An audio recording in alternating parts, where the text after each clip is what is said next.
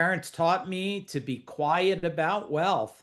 Yeah, what do you think that's been causing you? Not to give you trauma about your parents, but to pretty much make you awaken that, oh, maybe there's something to change later when I program. David, you got a lot of greens and things in there. Very nice on your chart. I want to make sure I'm green on other people's sheets that I care about. Oh, nice perspective. Dave, I would bring this to all business owners that you work with because it's always um, it's always the mind and the resistance and the programming that creates everybody's makes everybody slow down. Matt, red, pure scarcity and survival. Okay, good awakening there. Parents, scarcity, yeah. Yellow on the coworkers, yellow on the business owners. Society news, red. Mentors, green. Okay.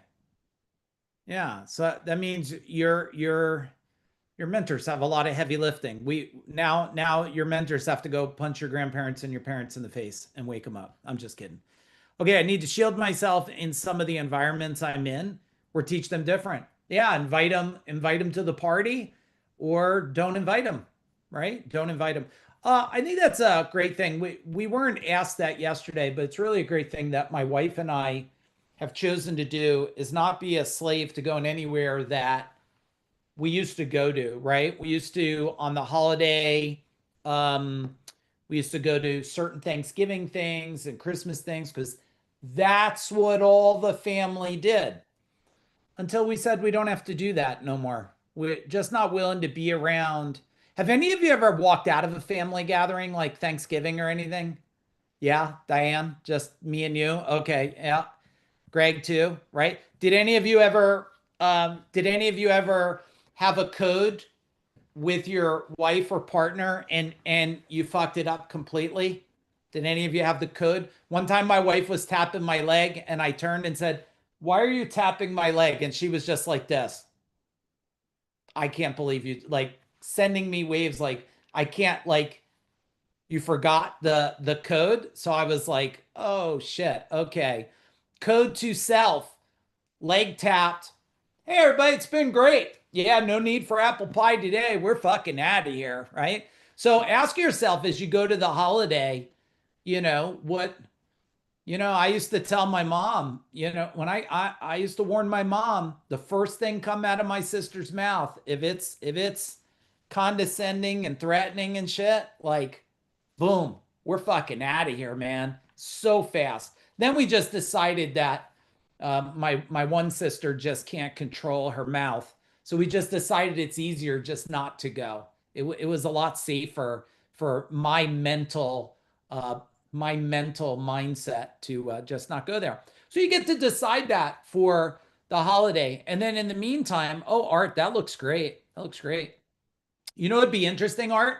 Take that now, throw it in ChatGPT, explain what the green and the red are, or green and pink. I have to check with these glasses and say, hey, ChatGPT, if you were to look at these patterns and habits, what do you think it caused me? What do you think I should think about in the future? But that looks really great job.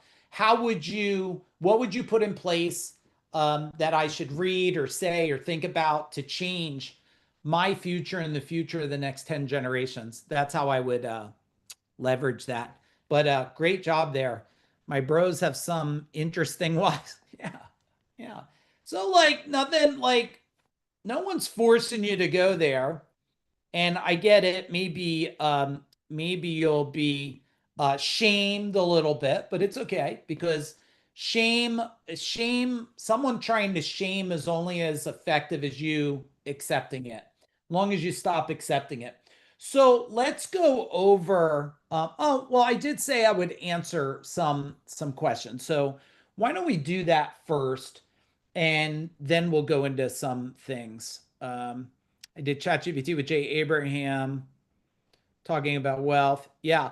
I'll tell you, if you have a question you want to ask about wealth, raise your hand up and I'll grab some of you. If not, I have more stuff I'm going to go to.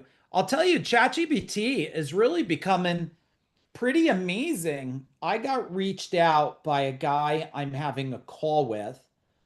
Um, I knew it was becoming an effective search method. I did not realize how effective this search mechanism was going to be, but it quantified it because a guy reached out to me the other day. Let me see if I can find his text message here. And I thought this was pretty interesting. So out of the blue, I got a text message from this company. He's in Atlanta. They own a whole bunch of facilities. They're in the looks like they're in the landscaping industry, and they're doing well, I asked them what type of company. They're lawn care and pest control and a couple smaller services. So I said, how did you come across me? I don't know. Is Danny Brer on here still? Oh, McKenna's on here. So McKenna, watch this. He said, to be completely honest, we typed the criteria of what we were looking for in ChatGPT, and your name was the first that came up. I was like, fuck yeah, that's pretty great. We're a private company and we want to continue to grow. And apparently you're pretty good at that. So I didn't build no rapport or anything. I just said, what size company are you and are you the owner? And oh, they're hoping to do 36 million in revenue this year, might be closer to 34 million. So I said, nice job. Let's pick a time to meet. He said it work. I said, let me have your email. I sent him my latest video. And then I was really clear with him. This is what I said to him, Ben. It won't be a sales call. Just see if I can serve you. If not a fit, I'll guide you. Mike A. He said, sounds good. Because at this stage, remember, I'll just allow people to show up, and if they're a fit for me, I'm a fit for them, and I'll just let them buy. But that's the power. That's the power of having relevancy in the market today. Relevancy is not an option. Relevancy is wealth. And wealth is you got to be on all vehicles. It's like 20 years ago for being like the algorithms. You got to be everywhere and anywhere. So the budget for marketing for you guys will add to complete wealth. I believe if you want to build a big empire, whatever you have, and based on your time to exit, like double down on your marketing, raise it up really, really high. Then you could slowly bring it down slow as you go to kind of, you're going to maybe exit to a wealth or something, to a exit of a company if you choose that. And then you'll have that stabilized marketing, but you'll have the moment, you'll have the marketing momentum. So needless to say, I'm a fan of double down on marketing. Okay, Matt Bilius, ask me a really good wealth question, please. All right. So yesterday in your Aguilera family blueprint, you had a whole set of lanes about insurance. And then you said, does anybody know what this is? Put question marks. And I don't know that you were asked to explain that further. What kind of insurance did I say? It was in your family plan. It was in the wealth plan. So Yeah, you yeah. CEO insurance, and I forget what all the images were. Yeah, yeah. Well, in my plan when I was showing it, it was in their insurance. Yes. Well, when I look at insurance, well, let me just talk about insurance. Somebody wrote the captive thing. Yeah. So okay. Let's talk about captive because I think that's the one you're asking about. Thank you, Christina. A captive thing is you could do it. You don't have to sell a company to do it. You have a lot of money in a company and you want protection. You create a captive, which allows you to move money over, leverage it tax free. And what you're really doing is you have what's like your own insurance company.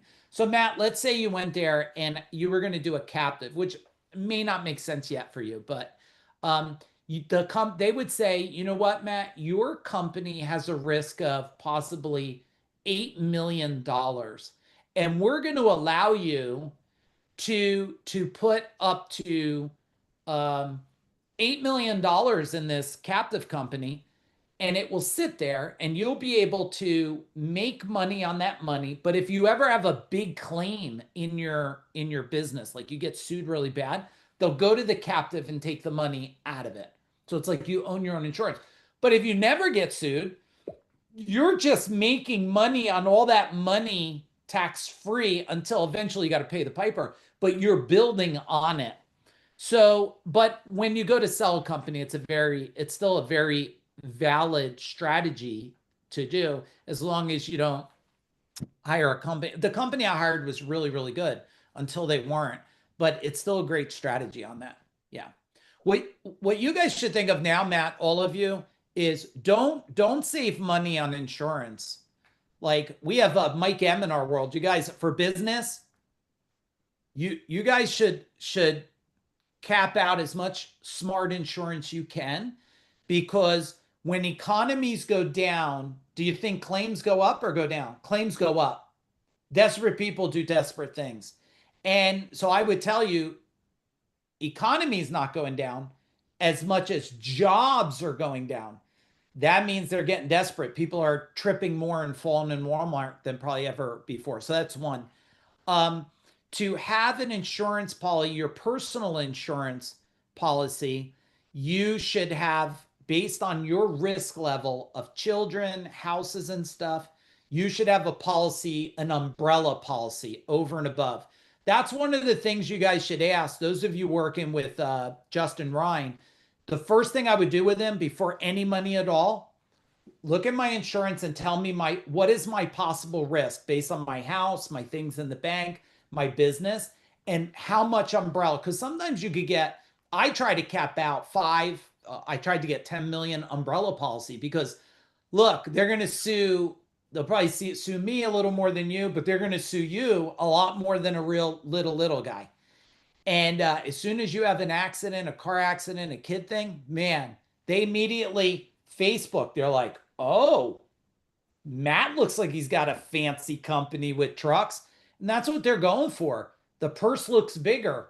So I would tell you guys that with financial, now, if you have an existing financial advisor and he hasn't talked to you, if your financial advisor is only talking to you about portfolio allocation and they're not talking to you about risk mitigation, you probably want to fire that person pretty fast if I was you. Because any advisor like that, and it's a good question. Type in the chat bar, did you all write it down? You should go to your CPA, and the question you should ask is, what risk am I looking at the end of this year, next year? Is there any risk? Then you go to your financial advisor. What risk could I have? What if I get hurt? What if my family get hurt? What if someone trips down my sidewalk? What if these families that get these trampolines and shit, and then they tell the whole neighborhood, come over. Next thing you know, the $500 trampoline cost them $500,000 in a lawsuit because two kids on it one time, and one breaks their leg, and now they can't.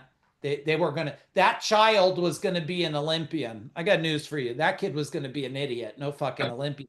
But it don't matter, Matt. They thought it was gonna be Olympian, and then the attorneys will fight for that. So, and those of you that are in our world, you should go out of your way and ask. Well, I'll just have Morgan tell Megan or Morgan to upload it.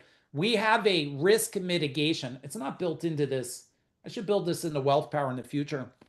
We have a risk mitigation specialty sheet. Some of you, do you remember it? You put in numbers, you put in things that could cause risk, and it will show it up. I'll call it a little Excel software thing. And I would tell all of you to get that and do a whole meeting with your family with it and your team on risk mitigation. Okay, Matt, did you have something additional or did I answer it? Okay, perfect. Let's give him a fist bump, everyone. 3, 2, 1, boom. So write down, Matt, I definitely want you, she'll post it and tag you specifically in the risk mitigation Excel sheet. Morgan, do you know what sheet that is? Thumbs up or no? Not sure. Okay, all right. Ask Megan about it. If not, Aaron definitely knows what it is, and let's get it to everybody. Okay, next question. David, what do you got for me?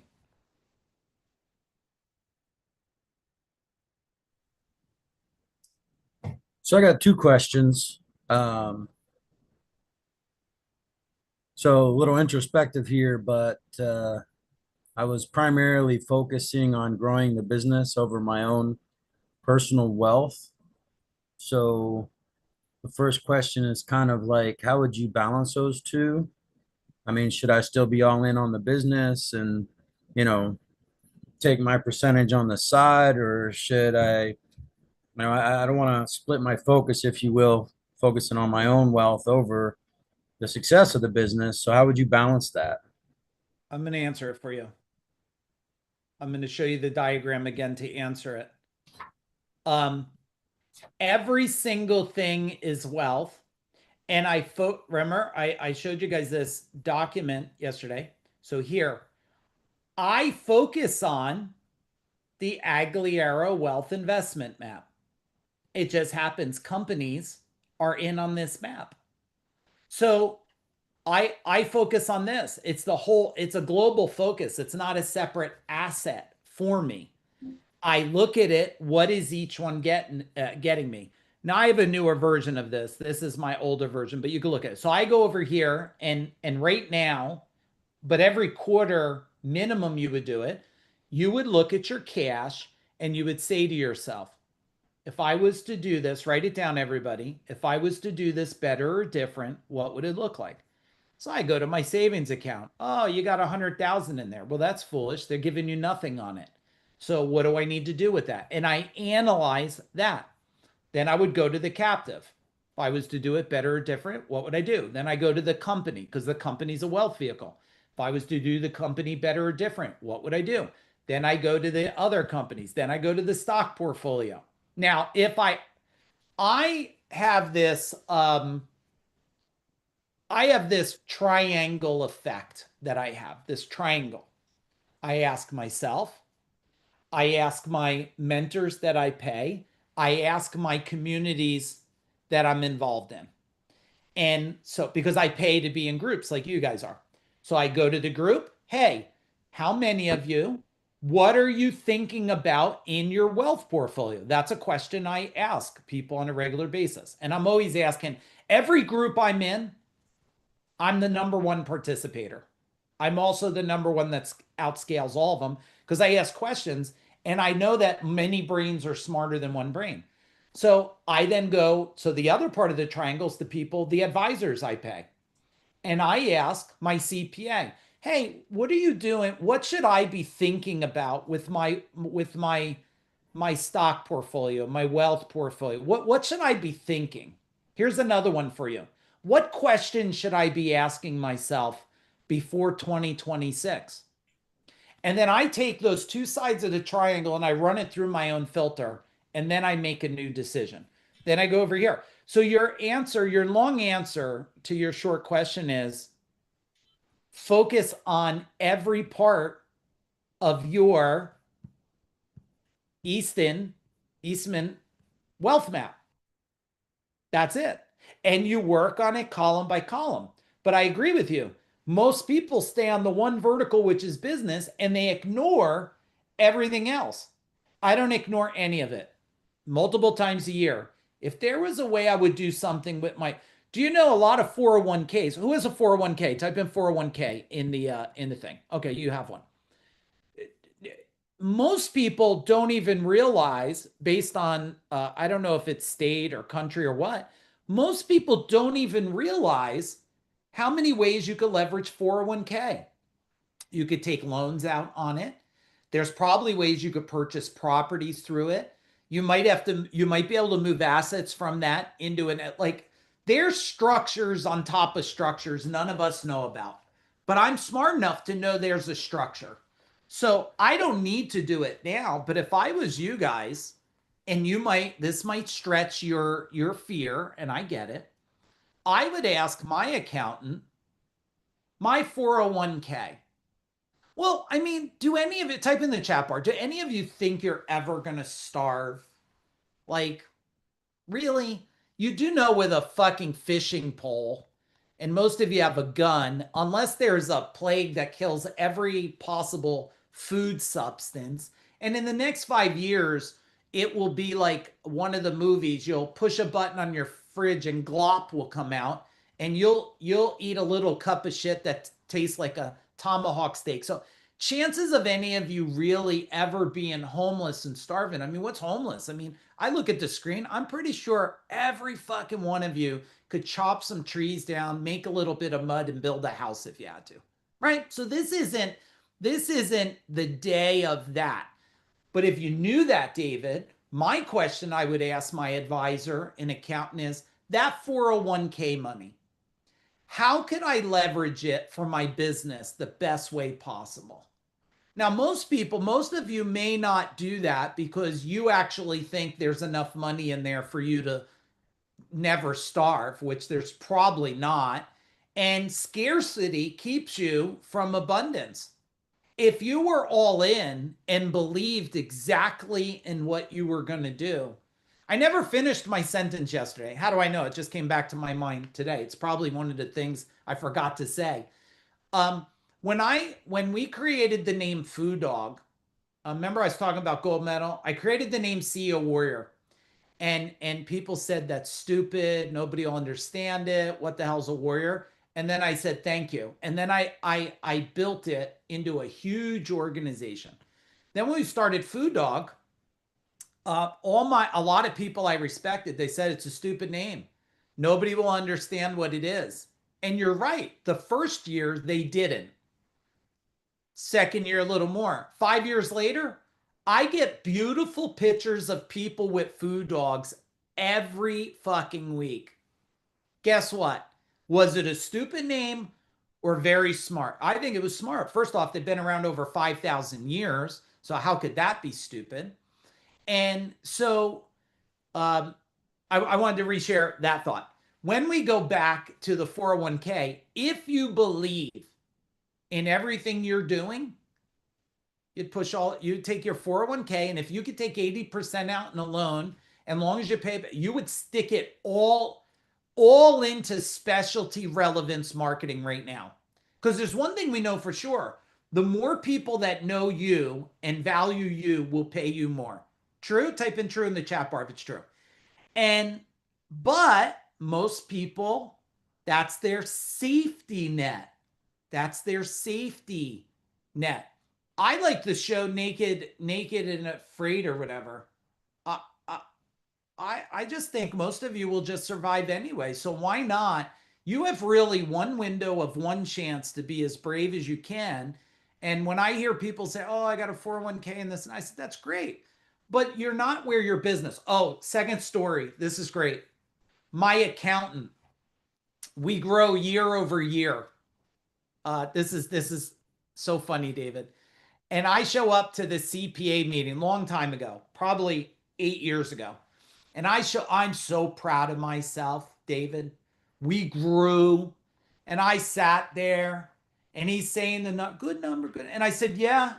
And I came in 3% under my marketing budget. And he looked at me, and he went, yeah. Imagine how much better you would have did if you spent the 3%. And I went, holy shit. Changed my life, that one thing. He said, yeah, imagine if you spent the 3%. I went, oh my God. So you, back to the asset, you focus on everything, and then you look at it and say, how could I leverage that now? Because we know that, here's a phrase, other people's money you can make money with, but you could also make a lot of money with the money you have that's just sitting there doing fucking 401k 5% bullshit. But I get it. You'll only, write this down, you'll only invest in your future at the level of your traumas you experienced. You'll only. And if you're in a relationship and you made some mistakes, your relationship don't even trust you. And you'll never go further. You'll never go further. I always see permission-based relationships. When one side's got to ask the other side for spending, I don't know if that's a marriage. That seems like a business, and someone's the CEO and someone's the worker.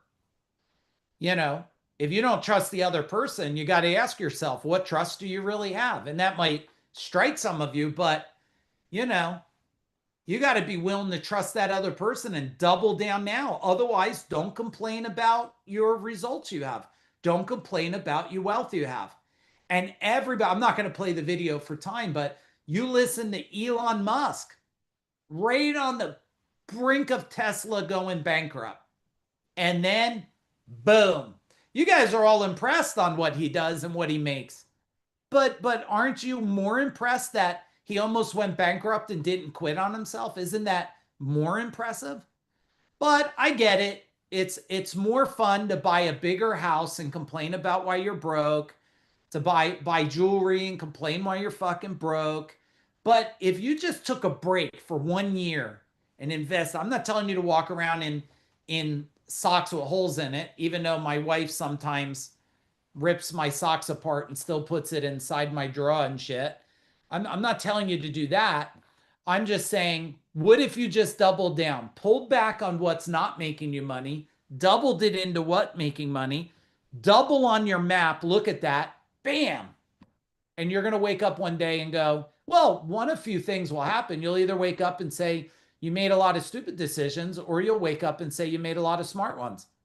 But at least you're making a decision. What did you take away from that? David, type in the chat bar, or anybody else. What did you take away from it? Also, David, when I was thinking, when you started the question, there's a theory, and this theory has served me very well. The theory is go deep before you go wide. Go deep before you go wide. What does that mean? That means own your market before you ever try expanding outside your market. Own your vertical. So how does it start? Own the street, own the block, own the community, own the township. Then you move to another township. You have to own it. But it's natural nature for people to want to go wide. I want to serve the world. Just serve the neighborhood. Just serve the tightest community. And if you do that theory, you'll then be able to expand. But big visionary people want to go further out faster, and they normally get punched in the face. I know it because I had to pull back some things myself. I invested in Yellow Page ads back then in markets I wasn't even ready to go to at $4,000 a month per ad when we didn't have a lot of money. And someone, right, remember every lesson I'm teaching you, at least 90% of them were taught through pain and suffering or other people. The 10% are really created outside of unique thinking. And he said, you went too wide, man. Your big eyes, he said, Mike, you got big eyes, but you got low laser vision. You got a laser vision, he told me. Laser focus. Go deep, then go wide. I went all in. I went from 2 Yellow Page books to 18 in a year. You know, from 100,000 to 1.8 million. Want to talk about burning the fucking boats? There was no coming back if that went. None at all. Yeah, none at all. And I'm not saying if any of you have ever went bankrupt, it's a bad thing. But in my eyes, I think it's a bad thing. I don't think anybody should allow anybody to claim bankruptcy.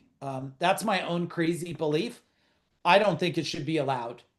I think you should have to honor, but you think because you fucked over Ford or Walmart, or you think because you fucked over a big entity, nobody felt it. But every big entity is also owned by a lot of little people. So when people fuck over big companies, they're not fucking big companies. The big company doesn't feel it. You're fucking every other hardworking human in the world. So I don't know if you guys disagree or agree with me, and it doesn't matter to me either way. My job, I'm just going to give you my truth, not the truth, and you get to choose it as your truth. But I think, same, the government, if they want to give money, they better sure drug test those fucking people that are getting money. Because to support people with free cash and allow them to, because if you go get a job, you used to have to be drug tested, most people. So if you're going to give money, that would have eliminated a lot of drug problems we have today. All right, let's dig into this. David, helpful, thumbs up. Okay. Everybody type in one new decision you're going to make from that. And then I got a bunch of sheets that I want to go through here. And thank you for those questions. And you know, a lot of you probably should just start selling a lot of shit you don't need too. If you were to guess how much stuff you have in your basement, your attic, your backyard, and your garage that you don't use, will never need, you have two choices. Sell it, take the money, pump it. I don't care if it's $5. Pump it in marketing and infrastructure, or gift it away and know that when you gift things away, it comes back. If you were to guess how much stuff you have, how much do you guys think you have? I bet thousands and thousands and thousands. I mean, even me, I got to empty the crawl space. I got to empty. I have shit. Really, it's a time in getting somebody to do it. Just fucking get rid of it. You could buy another boat someday. Now, I know I can't say get rid of your guns because my son will get mad and later he'll tell me stop telling people to sell their guns.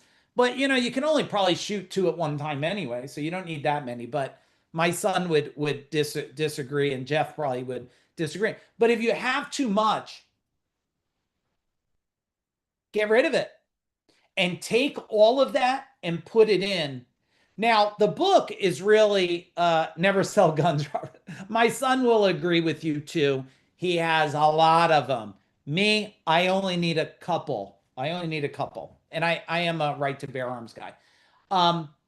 If you can look at cleaning those things out and getting that, the only thing is sometimes you got to just get people to do it. Hey, I'll give you 20%. Sell it. You could always go buy the boat again. You could always go buy the car again. You could buy it again. Don't you'll get it bigger without where John would definitely. Yeah, I know, Aaron. I know a lot of you guys would. Dave says I'm buying guns and bullets. Yeah, that's my son. I never have enough bullets. I had to order like, I don't know, 10,000 plus rounds, maybe more of bullets because he says, Dad, you don't own enough bullets. You know, but I got common sense, so I could go take other people's bullets. All right, let's dig into the sheet here. Let's dig into the sheet. So if you look at this on page 46, meet me there, please. Meet me there. Take your mortgage, divide it by how many of a home. Now, how much square footage is your stuff taking up? Now multiply that by square. Oh yeah, that's a good formula, Art. That's a good formula. Who said it to me? Not Jay Abraham. Oh, Dr. DeMartini. Who knows Dr. DeMartini? Type in DeMartini. Some of you heard him speak.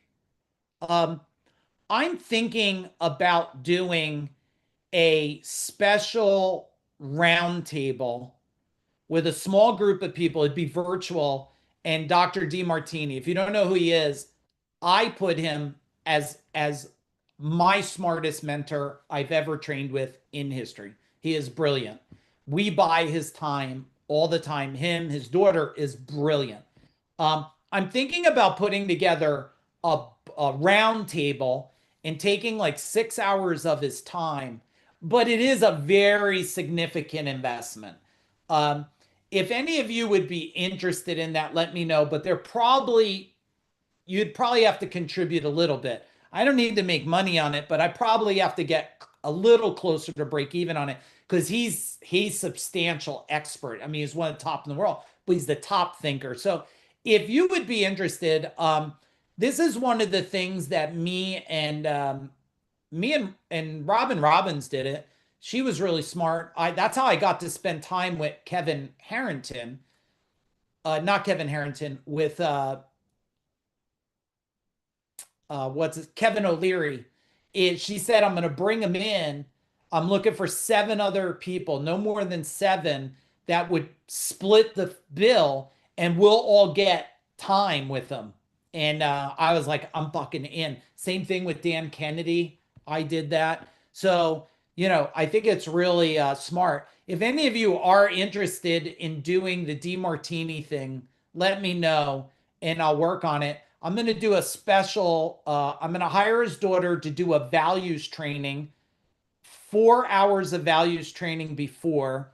D martini, and then 2 hours after. And I'm going to go through it with you too. I'm not looking just to facilitate it. So I'm going to put money in the pocket too. I'm not looking for you guys just to do it. So let me know if you'd be interested. If we look at this, understanding the magic behind wealth, I think do you guys all have something nearby? Pick up a credit card. Pick up a credit card. Do you guys have a credit card nearby? If you don't have a credit card, pick up your utility bill or pick up something, even if it's don't show the credit card on the screen for God's sakes, because next thing you know, David, someone bought new Air Jordans or something. Now, when you hold the credit card in your hand, for those of you, okay, I got a bunch of interested. I'll let you guys know. We'll put you on the list of interested and we'll come to you guys first with it, okay? When you hold the card, just hold it between your two hands and just feel a minute and ask yourself, how much in harmony am I with this? Like when you feel it, is it out of harmony, like feels heavy, weighted, you get a knot in your stomach? Or do you feel like you're smiling and there's abundance? And then type in the chat bar. Really get in tune, because this is moving, right? This is moving, it's vibration. And tell me, what do you feel? Some of you are going to feel weight. Some of you feel freedom. Some of you, okay, feel abundance. Some of you will feel leverage. Some of you will feel your heart expanding. Some of you will feel your heart contracting. What do you feel from it? And if you don't have a credit card nearby because it's somewhere else, pretend you were holding it, or pretend you were holding a check in your checkbook. And if you look at everything as a frequency, everything's okay, so weight. If I look at it as a frequency, that frequency plus resistance equals harmony. Now, if you have a vibration with no resistance, you will have what's called abundance and opportunity, right? Abundance and opportunity. Well, I'm a big fan of American Express, probably because I've been with them a long time. So I have a green one and one gold one, and I got a blue one. I don't have the black one no more. I used to have a black card. I was cool, me and LL Cool J and shit, and then I gave it up because it wasn't worth it. But it fed my significance really well for about half a decade, and then I got over my being impressed with myself, and I got rid of it. So you want to challenge everything you can and ask yourself, is this feel like a resistance? Does it feel like a resistance? If it does, you should try to either get rid of it or change the feeling of it. Get rid of it or change the feeling of it. Now, I gave you a list here, and I want to go through this. So I'm gonna explain this, and then Morgan, we're gonna play. We'll play 2 songs for it. And here's what I'm gonna want you to do. Now, you don't have to physically go hold it, Matt. You could hold it within your mind. So you'll say like this, and it says, what's the energy and feeling you get from it? Cash. Ooh, nice. You might write, the energy is wonderful. But also try to see, where does it sit in your body, that wonderful feeling? And then, what is the pressure you think from it? Ooh, are you thinking not enough, not a lot? Okay, write it down. And then what do we have to clean it up? What do we have to clean that? That's got to be rephrased on. What do we have to do to clean it up and move it forward? I need to think different about it. I need to change my perspective about it. I got to understand cash is not the problem. My decisions with cash are the problem. And then I want you to go to the checkbook and your bank statement and physical change. They just got rid of the penny, right? Did you guys see that? They got rid of they're not going to produce the penny no more. So you should all run out and buy a ton of pennies, so you take it out of circulation. I don't know. Those pennies will be worth something in about 1 trillion years from now. And then you do gold. And then what about your jewelry? I see people, they say, "Oh, I'm so broke." And then they got the Coochie Mama purse, it's 5 grand. They got a gold necklace that's 10 grand. They got a diamond ring that's 20 grand. I got no, no, no, no. I am not giving you no bullshit here. No, you're not broke. You're just wearing your brokenness in the form of significance. Uh-oh. Oops, snap. If you wanted to give me the middle finger, send it to me later. You're just wearing your brokenness in a form of significance because judgment freaks you out. And you got to tell everybody, you got to show everybody with your jewelry. You ever watch people? I don't even know. I try to ask my wife, "Oh, is that a Birkin bag?" I wouldn't know the difference between a Birkin bag and a fucking Walmart bag, right? But don't you feel like you made it? You made it, right? The Birkin bag and the Target bag both hold shit. Actually, the Birkin probably holds less, but you feel good, don't you? Because it costs the same to produce it, but one gets you significant and one doesn't. Okay, then you have, health and relationships. So do you understand the exercise? Give me a boom if you do. Yeah.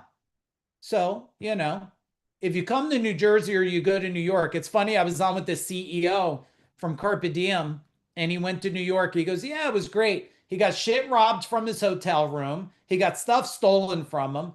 So any of you with your Birkin bags and fancy watches, you better watch, because as the markets, as things change, people get desperate. They'll just chop your arm off for it. All right, everybody.